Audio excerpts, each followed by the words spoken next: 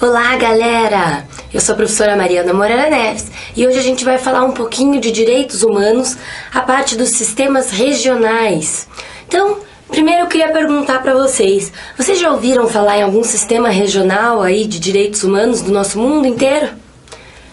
Bom, a gente sabe que o direitos humanos ele é internacional, então quando a gente fala em direitos humanos, é difícil a gente pensar em alguma coisa regional, não é? Então, se você ainda não conhece algum sistema regional, eu já dei algumas dicas aí nas aulas anteriores da nossa OEA, lembram? Da Organização dos Estados Americanos? Ela é um dos tipos de sistemas regionais. E hoje a gente vai ver todos eles, então. Eu quero que vocês lembrem para a prova de vocês que os sistemas regionais, eles são divididos aí pelos continentes. Então, como que a gente vai poder fazer um sistema regional? Então, o mundo lá enorme, a gente pega partes do mundo e forma sistemas internacionais também, porque eles não deixam de ser, porque vai ser mais de um país, mas aqueles países se agrupam porque tem costumes, cultura, língua, várias coisas que possibilitam uma convivência pacífica entre eles, que possibilita ali pontos em comum que eles respeitam e protegem no que tange aí aos direitos humanos. Então, o que a gente pode dizer aqui que é o sistema regional? Ele é complementar. Por que eu sempre faço isso, né? Toda vez que eu vou pegar minha caneta, eu mudo ali. Então, o sistema regional, como eu estava falando aqui para vocês, ele é complementar ao global. Não quer dizer que ele exclui o global e que a ONU lá para nós, que é o sistema global, vai estar excluído disso. Não, o sistema regional vem simplesmente para somar, para complementar o sistema internacional global. E aí, o regional ele vai ter um caráter mais específico, porque reflete a realidade das peculiaridades daquele estado, daquelas regiões que fazem parte daquele sistema. Então, aqui é exatamente o que eu acabei de falar para vocês. Se a gente pegar aqui, ó, a Organização dos Estados Americanos, a gente fala ali de pessoas que estão mais próximas, que têm cultura parecida, ou então que conseguem ali falar a mesma língua, né? Estando mais aptas a proteger aqueles direitos humanos ali de uma forma mais efetiva, porque o mundo é muito grande para a gente deixar tudo na mão da ONU. Então, a gente faz esses sistemas menorzinhos para que realmente esses direitos consigam se efetivar na prática. E, por envolver um número menor de países, facilita a negociação entre eles, para que eles possam realmente aí monitorar o que está acontecendo, né, sobre os direitos humanos dentro de cada território. E aí a gente começa falando hoje sobre o sistema europeu. Eu deixei o americano por último, simplesmente, né, porque é o que mais pode cair na prova de vocês e a gente dá uma atenção um pouco melhor para ele. Então, o sistema europeu vem da Convenção Europeia de Direitos Humanos de 1950. E essa convenção, gente, ela gerou aí exatamente como a gente tem lá na ONU, como a gente tem na OEA. Então, ela vai ter uma comissão e uma corte. Alguém lembra o que é a comissão e o que é a corte? Quais são as funções delas? A gente já falou disso nas aulas anteriores. Então, se você não lembra, anota mais uma vez no seu caderno, porque você ainda não internalizou essa informação. Então, a comissão, ela vai servir como aquele órgão mais administrativo. Ela vai receber as demandas e vai dizer o que é pertinente, o que pode ser demandado ali ou não. E a corte, ela vai ser, então, o órgão julgador. A corte também pode ter um caráter ali consultivo. Lembram disso? Então, tenham na cabeça de vocês a diferença entre corte e comissão. E no sistema europeu, então, a Convenção Europeia, que vai ser a nossa lei aqui, né? Ela vai originar a Corte e a Comissão. E o Protocolo 11 de 1998 vai fazer a fusão da Comissão com a Corte. Então, só em 1998 que houve essa fusão da Comissão e da Corte, fazendo com que elas sejam uma coisa só. E Lá no sistema europeu, então, a gente vai poder tratar de direitos civis, políticos, econômicos, sociais e culturais. Todos esses tipos. Então, eu acho que não fica muita dúvida aí pra vocês, é tudo mais ou menos o que a gente tem estudado. É só pra vocês saberem que existe essa separação por região. E ainda no sistema europeu, eu quero que vocês saibam o seguinte, que a Corte Europeia de Direitos Humanos, ela foi a primeira corte especializada em direitos humanos. O número de juízes da Corte Europeia, então, é o mesmo número de países membros dessa corte, dessa convenção ali. E quem pode peticionar a corte? Qualquer pessoa. Por que eu tô falando aqui pra vocês que pode peticionar a corte aqui no sistema europeu e não a comissão? Porque em 1998, como eu acabei de falar aqui pra vocês, ó, fiz um círculo aqui, a corte e a comissão, elas se uniram, se fundiram. Então, é um órgão só que vai ser a corte. Quem pode peticionar a corte é qualquer pessoa ou grupo, ou então uma ONG. Então, lembrem disso. Via de regra, para peticionar tem que ser a comissão, mas aqui no sistema europeu é diretamente a corte. E a competência da corte, então, é contenciosa e consultiva. Então, a corte pode julgar as demandas e também fornecer pareceres para aqueles países que precisem de uma ajudinha, que tenham dúvidas, que queiram alguns esclarecimentos. E a sentença do sistema europeu, ela é definitiva, não cabe recurso contra as sentenças do sistema europeu. E aí a gente passa então para o sistema africano. O sistema africano, ele começou, né, que eu posso dizer aqui para você que antes de ser o que ele era hoje. Então ele iniciou com a Organização da Unidade Africana. Aqui a gente tem a Organização dos Estados Americanos, que é a OEA, e lá eles eram a OUA. E esse sistema durou de 1963 até 2002. Então vejam como é um passado recente aí. Mas atualmente, então, desde 2002 até os dias de hoje, existe a União Africana, como na União Europeia. Então, isso é fácil de vocês lembrarem. E a União Africana, então, ela é regida pela Carta Africana de Direitos Humanos e dos Povos. E também tem uma comissão e uma corte, que vai chamar Comissão Africana de Direitos Humanos e Corte Africana de Direitos Humanos. Na corte tem 11 juízes. E aí, no sistema africano, pode peticionar quem? Vai peticionar para a corte ou para a comissão? Eu não ouvi. Para a corte ou para a comissão que peticiona? Para a comissão. No sistema europeu, que a comissão e a corte são uma coisa só, é que se peticiona para a corte. Mas aqui no sistema africano, a gente peticiona então para a comissão. Isso aí. Então, quem que pode peticionar? Os Estados partes da União Africana e as organizações africanas não governamentais. Então, olha só, gente, pode ser qualquer pessoa, como era lá no sistema europeu. Olha aqui, eu voltei o slide para vocês, acompanhem aqui comigo. No sistema europeu, qualquer pessoa pode peticionar. No africano, não. No africano são os Estados partes e as organizações não governamentais. E qual que vai ser então aí a função nesse sistema?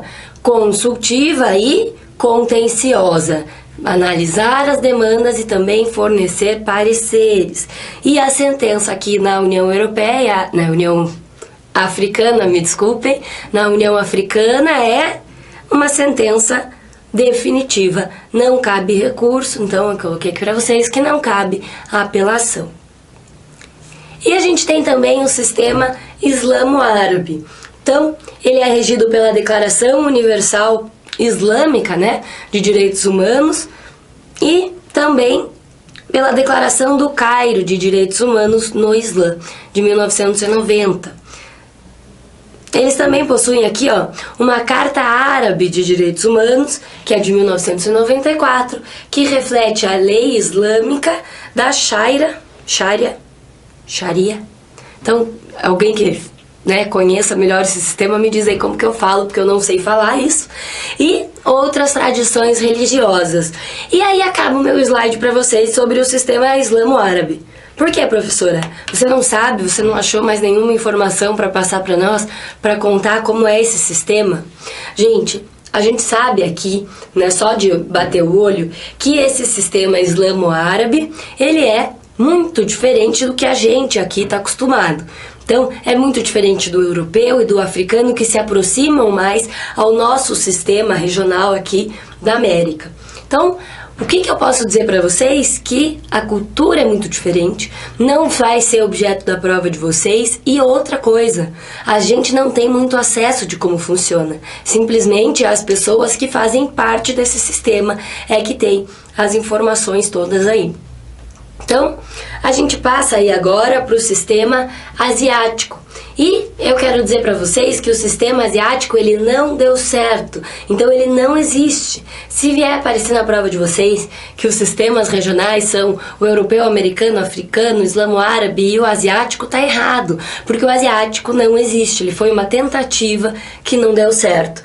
Então, não há uma convenção regional alguma e um mecanismo institucional algum destinado a promover e proteger os direitos humanos sobre uma base regional da Ásia. Então, teve, a Carta Asiática de Direitos Humanos de 1997, que foram declarações feitas por ONGs, que foram desenvolvidas diversas propostas baseadas aí nas experiências já existentes em outros sistemas regionais.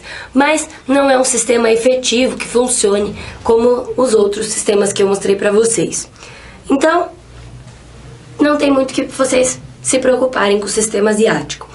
O sistema americano, ou então o interamericano, que é o nosso aqui, que é o do sistema lá da UEA, que é a Organização dos Estados Americanos, que eu tanto falo para vocês, E aí a gente tem mais coisas para analisar aqui, porque é justamente o que pode cair na nossa prova, o que a gente mais conversa aqui quando a gente fala sobre direitos humanos no Brasil. Então, a Declaração Americana dos Direitos e Deveres do Homem é um dos diplomas aí que vai reger essas relações dos Estados americanos. Também tem a Carta da UEA e a Convenção Americana de Direitos Humanos, que vai tratar de direitos civis e políticos. Aí eu quero que vocês marquem no caderno de vocês. Essa convenção americana, ela só fala sobre direitos civis e políticos.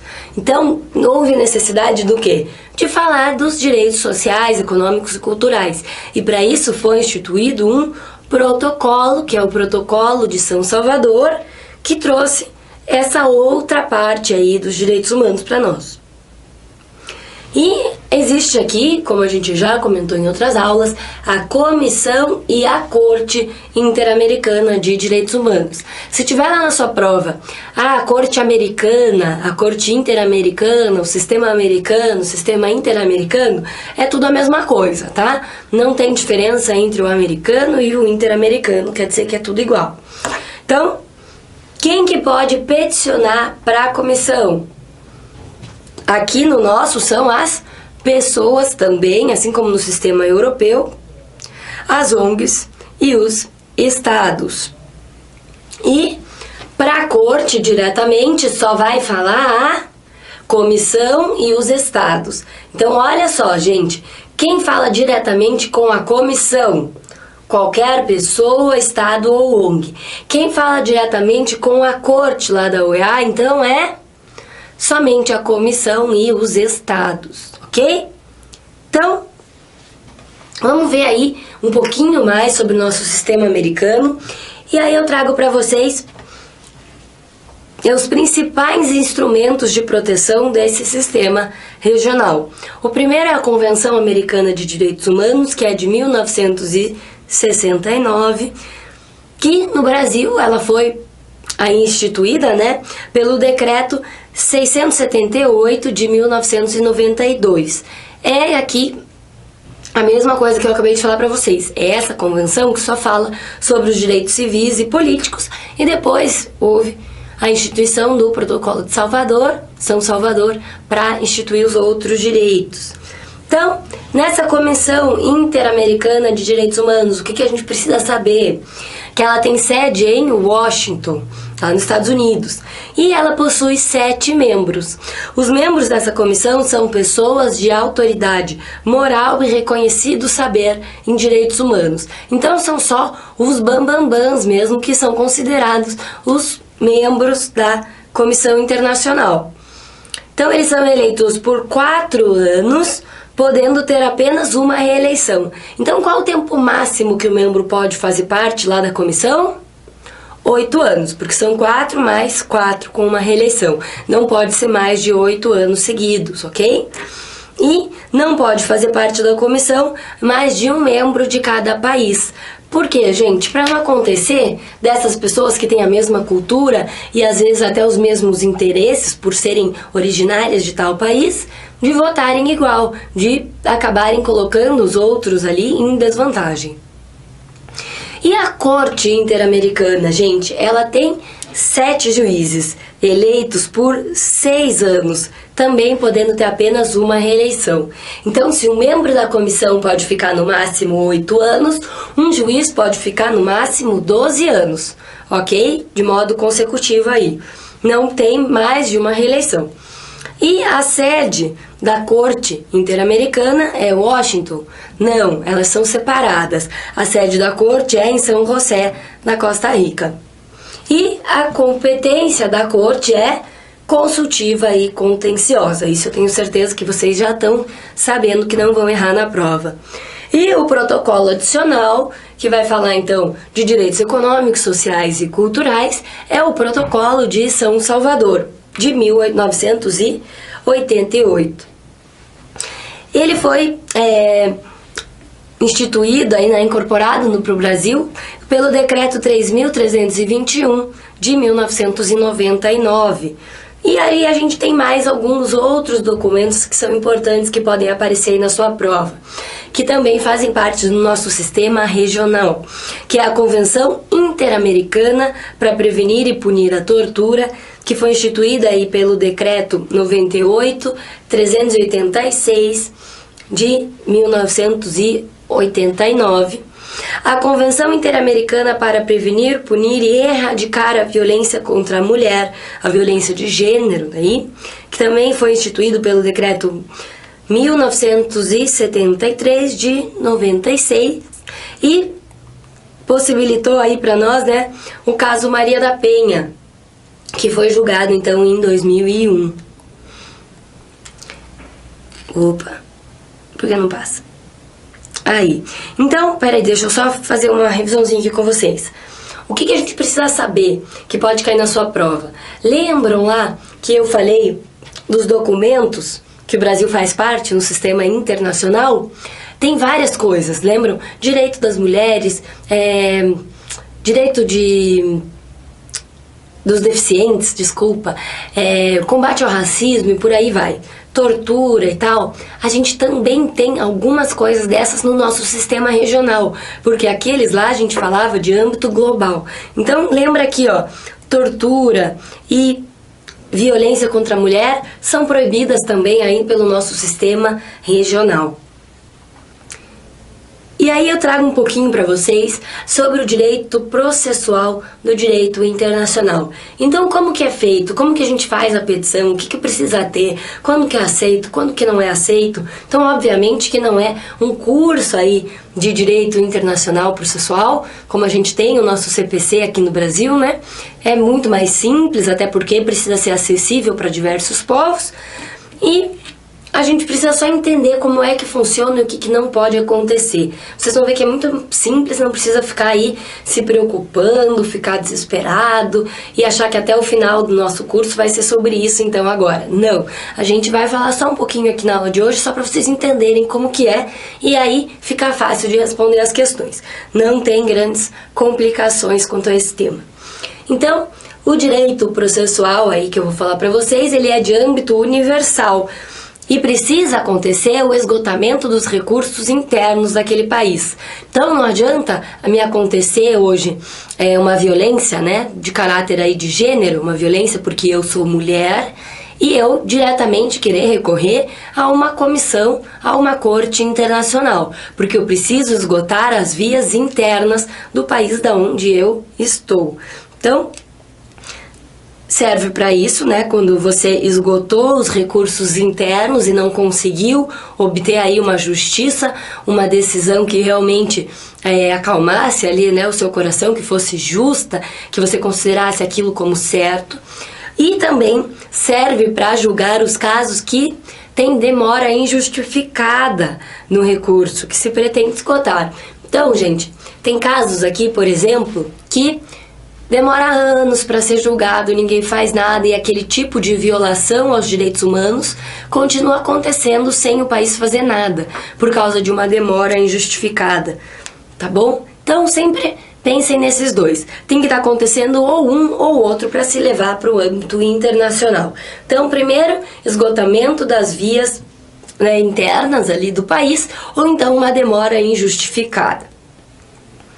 E aí, se houver algum desses dois, ou os dois, né, cumulativamente, a gente não sabe aí quando que a pessoa resolve entrar, se acontecer, a gente vai ter uma petição individual.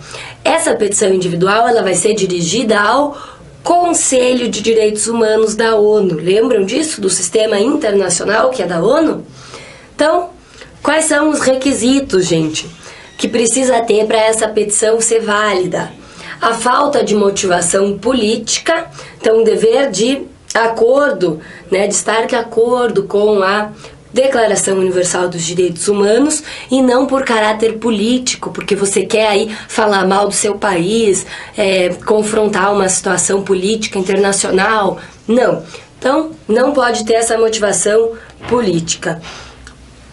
O segundo requisito é a descrição de fatos e de direitos afetados. Você tem que explicar o que aconteceu e por que aqueles fatos estão violando direitos humanos, ok?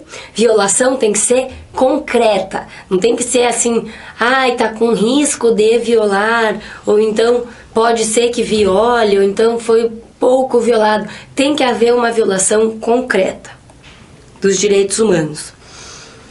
O terceiro requisito é a proibição de linguagem abusiva. Não pode ofender o país, não pode ofender o agressor. Enfim, isso daí é meio básico, né? A gente nem precisaria falar disso. E letra D aqui é a identificação dos autores da petição. Não pode ser uma petição anônima para o sistema internacional. E aí eu trago uma frase para vocês.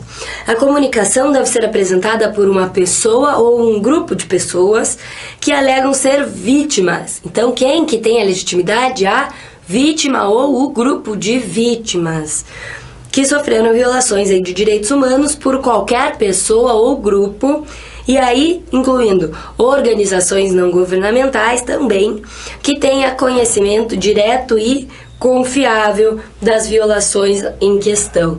Por que tem que ser o conhecimento direto e confiável, gente? Porque aqui, ó, o nosso próximo requisito é a proibição de comunicação baseada em informações jornalísticas. Então adianta eu ver na TV que numa determinada região os índios estão ali sofrendo porque as pessoas não estão respeitando suas culturas, o seu espaço onde eles vivem, estão querendo devastar, estão querendo tirar eles dali. Adianta eu ver isso na TV e querer denunciar? Não adianta, porque eu preciso ser o conhecedor concreto dos fatos. Eu não posso me basear em uma informação jornalística e simplesmente querer fazer uma denúncia. Eu tenho que saber dos fatos, ter vivido, ter presenciado alguma coisa. E a comunicação, então, não deve ser exclusivamente em informações jornalísticas. Pode se basear um pouco, mas que você tenha acesso ali real, concreto. E o conhecimento efetivo daqueles fatos. Então também aqui um dos requisitos é a proibição da litispendência. Então a comunicação não deve referir-se a um caso que já esteja sendo tratado por um processo especial por um órgão de fiscalização de um tratado ou por outros procedimentos das Nações Unidas. Então, se as Nações Unidas já está analisando aquele caso, não tem por que você instaurar outro processo para falar da mesma coisa. Não faz sentido, né, gente? Então, não pode ser nem na ONU, ó, e nem em mecanismos regionais, aqui, ó, dos nossos sistemas regionais, da OEA, da União Europeia, da União Africana, enfim, similares ao que lidam com as temáticas dos direitos humanos. Então, se a OEA já está tratando de um caso, adianta você levar para a ONU também? Não, tem que respeitar aí quem recebeu primeiro e deixar com que essas instituições aí façam a sua parte. Então não há hierarquia entre os sistemas de proteção dos direitos humanos. Anota isso com uma caneta aí que vai trazer um destaque para você a hora que você for reler suas anotações. Não existe hierarquia entre os sistemas de proteção dos direitos humanos, ok? E, por último aqui, a gente tem o esgotamento dos recursos internos, que já é um pré-requisito que eu trouxe lá na frente para vocês, né? A não ser que tais remédios sejam inefetivos, que seja aquela demora injustificada, por exemplo, ou então desrazoadamente demorados. Então, os requisitos para a petição ser válida são esses, gente. Tranquilo, são coisas que a gente já consegue imaginar. A gente só tem que, né, gravar ali aquelas coisas que são novidades. Que não pode ser anônima, que não pode ser baseada em fato jornalístico, etc. E a Corte Internacional de Justiça e a Corte Interamericana, elas aceitam uma figurinha aí que talvez você ainda não saiba o que é. Então é o amicus curiae, que é o amigo da corte ali, traduzindo. Então, o amicus curiae, gente, ele vai ser uma pessoa que ela não faz parte daquele processo, mas ela tem alguma coisa para acrescentar, para informar para a corte. Vamos ver aqui a frase do Cássio Scarpinella. Terceiro, que intervém no processo por convocação judicial ou por livre iniciativa, para fornecer ao juízo elementos reputados como importantes, úteis e, quiçá, indispensáveis para o julgamento da causa. Então, é um terceiro que pode ser convidado pelo juiz e pode ser também que ele venha de livre e espontânea vontade para contar alguma coisa que vá ser útil para o processo.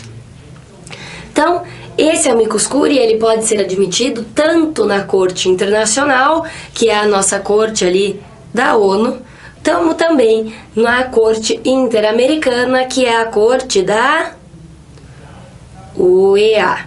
Então, quando eu falo com vocês, gente, eu espero que vocês estejam me respondendo, né? Pra gente fazer essa aula aí ser um pouco mais dinâmica, tirar você aí da sua zona de conforto, por mais que você esteja estudando aí fora de uma sala de aula. E não é parte no processo esse amicus curiae, então. Ele é só o amiguinho do juiz que vai lá contar alguma coisa, mas ele não é parte do processo. Só faz uma contribuição para que se entenda melhor o caso, o que aconteceu de fato. Ele pode ser a favor ou contra a causa. Então, obviamente que ele sempre vai ser a favor ou contra uma das partes, né? Dependendo da informação que ele trouxer. Mas ele não está no processo, não pode vir ali para favorecer exatamente alguém. Ele vem contar alguma coisa que pode ser importante para o processo. E na Corte Interamericana, pode ser por escrito que esse amicus curiae apareça, ou então em audiência, em qualquer momento do processo. Então anota aí que o amiguinho do corte, né, amiguinho da corte ali do juiz, o amicus curiae, ele pode aparecer em qualquer momento do processo. E a petição individual no que tange ao mérito, gente? O que a gente precisa saber? Caiu minha caneta aqui, peraí. Desculpa. Então vamos lá. No que tange ao mérito aqui, a gente precisa saber que a petição individual ela precisa ter a justiciabilidade de uma violação de direitos humanos. Gente, o que é a justiciabilidade? A gente falou disso bem no comecinho das aulas. É o direito colocado em prática. Então, é a justiciabilidade de uma violação de direitos humanos na prática, e não na teoria, na vida real, que realmente aconteceu, ok? E o Conselho de Direitos Humanos da ONU, ele vai falar o seguinte, que todo e qualquer direitos humanos, não importa o que for violado, vai ser uma forma aí de justiciabilidade. Então, se aconteceu realmente uma violação desse direito aí na prática, no mundo dos fatos, não importa se ele estava prescrito na lei, se ele é jus cogens, se ele é costume internacional, se não importa onde é que ele esteja, gente, escrito, né? Ou que ele não esteja escrito, que ele não seja positivado esse direito, mas que ele seja um princípio, então, que ele seja ali o jus cogens, que a gente já falou tudo, né, sobre isso. Qualquer violação de direitos humanos pode ser levada aí para a corte, pode ser peticionada. E a Comissão Interamericana vai dizer que, então olha aqui, ó, no sistema internacional, global, é todo e qualquer direito humano que seja violado, não importa ele se positivado em algum tratado, convenção, ou se jus cogens, costume, etc. Já a nossa Comissão Interamericana, o nosso sistema regional aqui, vai dizer que só os direitos humanos previstos nas convenções interamericanas. Então, lembrem das comissões interamericanas ali, ó, tortura, direito das pessoas com deficiência, combate à violação dos direitos da mulher e por aí vai. Então aqui, ó, é um direito que não está positivado, que é o que o Conselho analisa. E o que a nossa comissão regional aqui analisa, então? Só o direito positivado que tiver sido violado na prática. E o segundo requisito ali do mérito é a comprovação de uma violação dos direitos humanos. Adianta você falar e não ter como provar? Não adianta nada. Então precisa ser comprovada aquela violação.